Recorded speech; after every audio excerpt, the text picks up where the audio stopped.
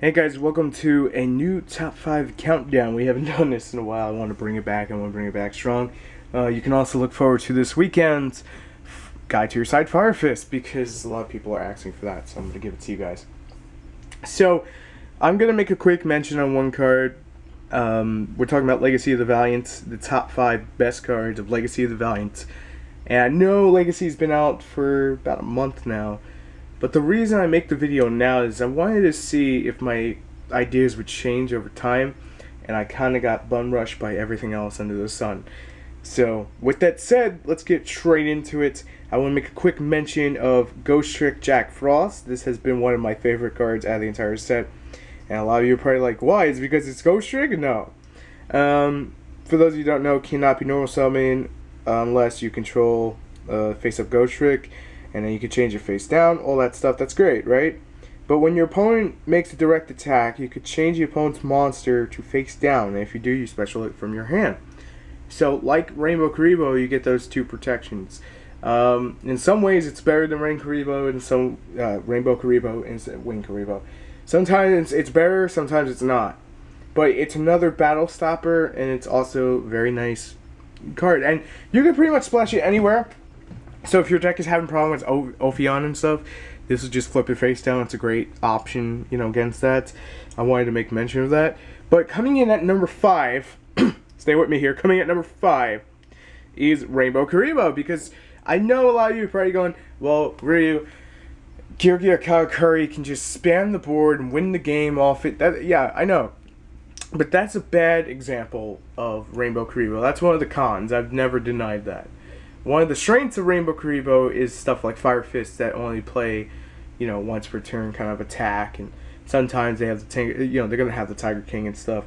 But you get 2 protections, and then with Imperial Iron Wall, you can constantly bring it back, and that's what makes it better than Jack Frost here, who I mentioned a second ago. And honestly, it's one of my favorite cards to actually use, but not right now, because Ghostrick Karakuri is still being played, and Mermail is still being played.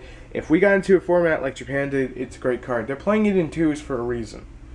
But that doesn't mean the TCG is going to play it in 2s for a reason. But the reason I personally like Rainbow Kuriboh is because, you know that Cyber Dragon deck that's been topping a lot lately? Yeah, if you use Rainbow Kuriboh against that, you can actually stop them because you drop the Rainbow Kuriboh on the Cyber Twin and they're just like... and then they take 2600, 2800. I don't fully remember Cyber Twin Dragon's straight up attack, so I'm gonna just like look it up real quick. 2800. They're gonna take 2800 off the power bond. So it's a great option, but you got to know what matchups are gonna be terrible for it. And I'm not saying main deck it. I'm just saying give it a chance because it's a great card. A lot of people do overlook it. Number 4, my number 4 pick is Skill Prisoner. This thing is under the radar right now. Obviously, I haven't even used it in Blue Eyes yet, even though I can get away with it. But let's go over the reason why it's so underrated. You target one card you control, and it's a card, it's not just a monster. This card too good. You target one card you control this turn. When a card at activation, you target that. I don't know what I'm doing anymore. Okay. Sorry, I lost my place here. Target one card, because I'm on my phone while my computer renders. You target one card you control this turn. When a card, any monster effect... Oh, wait. This turn, when any monster effect is being resolved, and you negate that effect. So basically, you can stop bears and gorillas off, like, you know, if they're targeting your safe zone or whatnot. And then you can use the same effect again during either player's turn for the graveyard. So not only is this card so good, you guys will have the picture right in front of you so you'll be able to actually read the whole effect off. But honestly, it's just so under the radar right now. Now is a good time to pick these up because it's going to be one of those things that sooner or later people are going to just be like, oh my god, this is so good. If they try to compulse me or if they try to lance me, I can stop. Oh wait, nope, can't do that. Nope, wrong card. If they try to bear me, I could stop it though, because you know why? If they try bury me, they're targeting, and then it just goes boop. Can't do it no more. And I'm gonna go on to my number 3 pick. My number 3 pick is Obedience School because honestly, getting 3 beast monsters is too good. Because obviously you can't special anything but beast monsters for the rest of that turn, that's fine. Tanukits are going to be the ones that really get a benefit from this. So obviously, magic editing skills. So obviously, you want to, you know, abuse it with Tanukits because you're going to gain a lot of advantage, and then you don't have to play stuff like Book of Taiyu and all that. I will have a Tanukit deck for those who are wondering and want to see it. That'll be there for you guys, just like everything else you guys are requesting. I will eventually find my way to get to it. But it's a great card. It's not under the radar at all. People are starting to abuse it.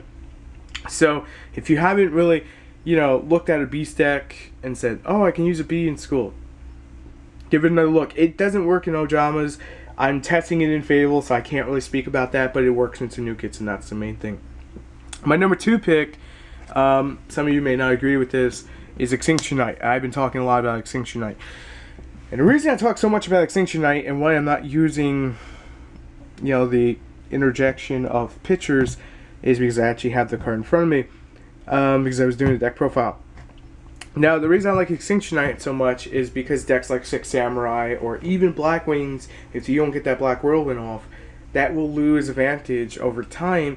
This card allows you to say, alright, that's fine, guess what? I'm going to nuke the field, and then, but here's the one thing before I get any further. If you can make a play after the nuke, then you're good. If not, you're kind of, it's not going to really win you the game. Because that 1900 direct ain't going to do much. It's going to take control of the board. So this severely hurts Gravekeepers and Fire Fist and decks like that build on advantage. And they will basically just not be able to recover if you do it right, you know, you time it right. That's why I like this card so much. Also, given the fact it's a light, it looks like Steelstorm Roach, it doesn't really justify the price. I'm just going to mention that right now, but it is a great freaking Exceed to have. It's another option. Okay, so I think at this point, everyone probably figured out my number 1 pick, but I'm going to say it anyway. My number 1 pick would be number 101, Silent Horror Arc, because this actually gives us something we needed. This is more of a counter to special summoning. So now when opponent specials monster, they're going to do it that way. Because unless they're attacking with it, it's going to get sucked up. Like you see rank 4 stuff, they're going to suck it up. And then they're going to take it, and then they're going to attack you with it, and then you get the battle damage clause. It's a great Exceed. One for all rank 4 decks. I love it. I've been in love with it for a long while. And honestly, this is the best thing you can get out of Legacy of the Valiant. But if you don't agree, leave it in the comments below. If you do agree, leave it in the comments below, because I want to hear it. Let me know what you guys think of this set, and we'll definitely have one of these for Primal Origins, and the next top 5 countdown will be something pretty special because we're coming to a close of Zexal, so we'll see what that brings us very soon. But like I said, we're coming to a close on Zexal, so I'm going to do something nice for that. And if you like what you saw, leave a like, a comment, and subscribe for more, and I'll catch you next video. I'm ready for the Yu-Gi-Oh! Council. Peace.